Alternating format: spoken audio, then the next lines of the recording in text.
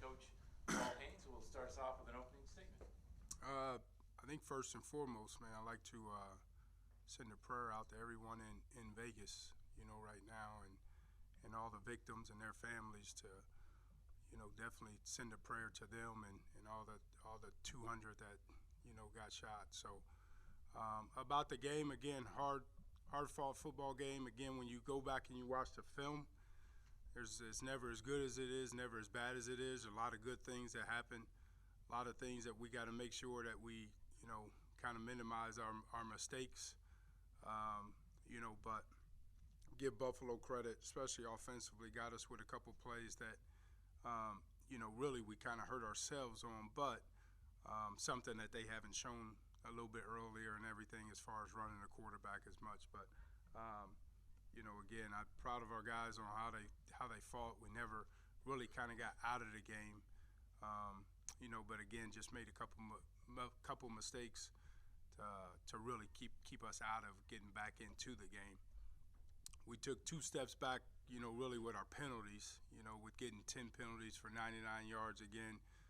Those are the things that you can't do, we sit there and we talked about this morning, PI and holding, those are subjective calls. A lot of times they could be called every play or not, but we had 6 other ones that really killed us, and if we, would have just had the holding and the PIs, we just would have had 4, which you can live with. So we got to do a better job with those, just to give us a chance to win. These games typically, you have all these plays, but they come down to a few key ones. And in this game, they all went the other way. Yeah, and again, you look at the block punt, and anytime you get a punt block, that's why we call it, again, the most important play in football. You get a punt blocked, you almost have to double up in big plays, or you got to double up in takeaways, to sit there and equal that block punt out, and we didn't do that. So again, just still with that, still had chances to sit there and get back in the game and win the game. But, it just doubles your chances of losing a game with a block kick. We'll just talk about offensively. You guys moved the ball as well as really all year. Just what was working? I would say Coach mentioned that we struggled a little bit with our passing game and protection. So this week we came out and we showed that we can do that. We executed a lot with our pass blocking, and our receivers got open, and the quarterbacks got the ball down to them. That being said, you had a hard time finishing drives. You think anything in particular you guys can do a little better? Just when we get in the red zone, correcting our mistakes that we had previously. There's a lot of things that were open that we just didn't see that we have to execute, and we have to know certain looks before we get into them. That's about it. Anything changed with the quarterback situation? Still kind of a two-headed thing there. Yeah, it's still. We'll both of those guys probably will play. We'll go into it with the starter, and then we'll probably put the other guy in, at some point in time, and then see who's playing better. And again, like I said, until one of them really take the bull by the horn and take charge, we'll probably have those both of those guys until one of those guys do that. How did they look on film? The quarterbacks. Yeah. I think Dustin did some good things. Again, we got to be patient with him because he's still a freshman. So there are times out there, again, that he can get rid of the ball a little bit faster. And if you hold it, you're going to take a sack, and those types of things where there are some protections there. But if you hold it long enough, then, of course, the pocket closes real fast. So some of those things we got to work on. And again, Bolas came in and did some good things, kept some plays alive to with his feet and hit some guys open. So, there's good and bad on both of them. But like I said, I'm not at the point to sit there and say it's this guy's job. I think both of them deserve to play, at this time, and I think their work ethic, I think both of them deserve to sit there and get some time and see who can take the bull by the horn and go. I think it's a little bit easier sometimes on the backup to go in there, and play some of the times than the starter. So you don't want to put too much on that and see how it works maybe the other way to see what happens. That's how kind of it happened with Dustin against Louisville. Came in and did some things, and that's kind of how it happened with with Bolus a little bit. So, like I said, I think both of those guys deserve to play. So, we'll probably play both of them. When do you tell them who's going to start? Usually Friday. Yeah, usually Friday we let those guys know.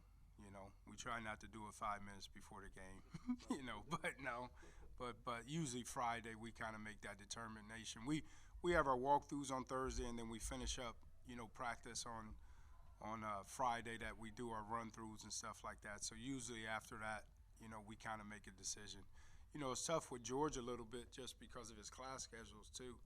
I mean, he's got a tough major and a higher level, deal. So I think Wednesdays, man, we got to push everything up on Wednesdays because he has to leave early for class. He's not there on Thursday, for class. So, and that's what makes it a little bit different. But he's such a smart kid that he makes up for it, in the preparation in the meeting rooms and everything like that. So.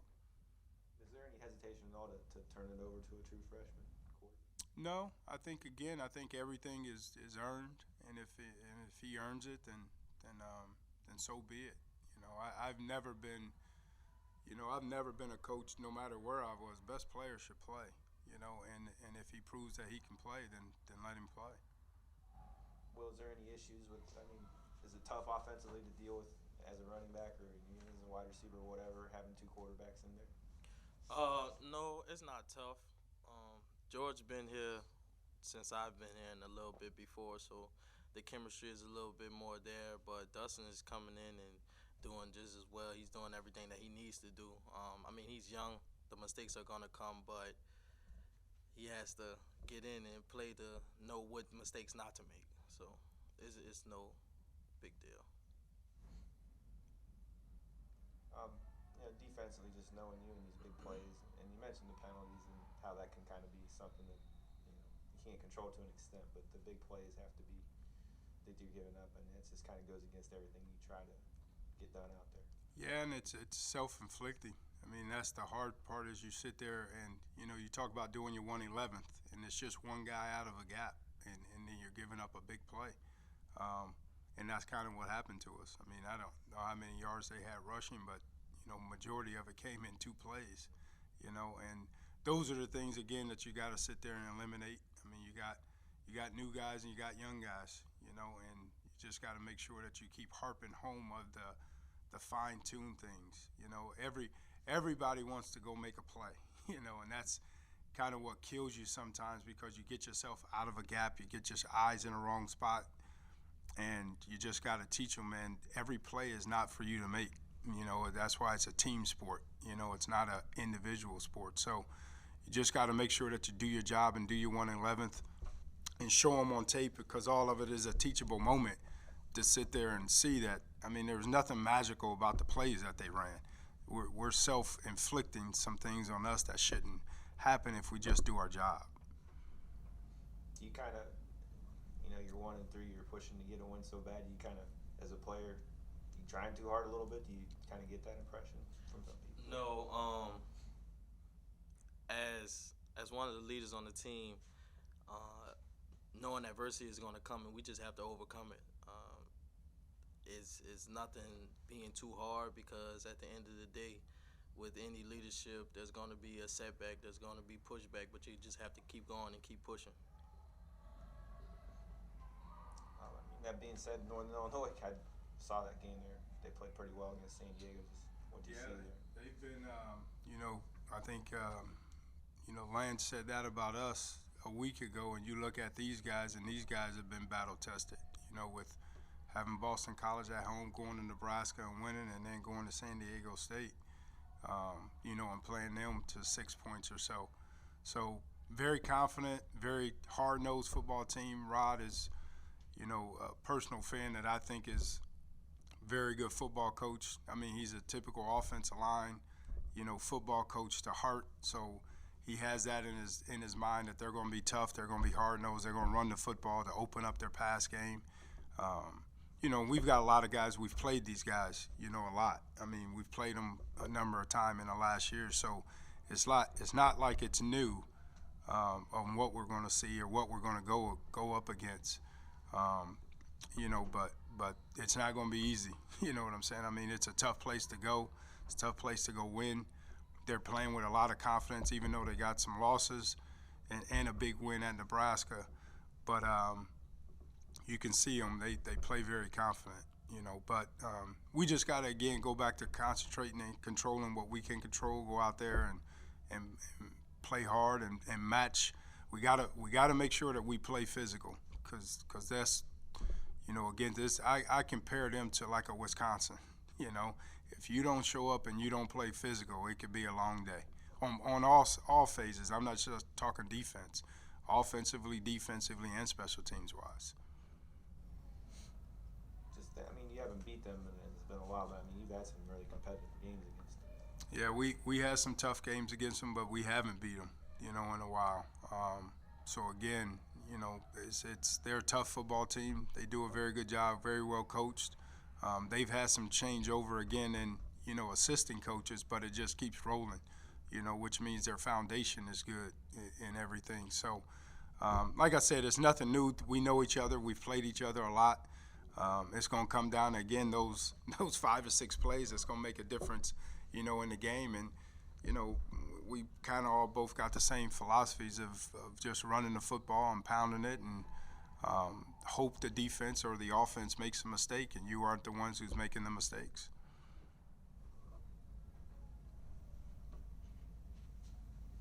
Brandon, anything? All right. Thank you.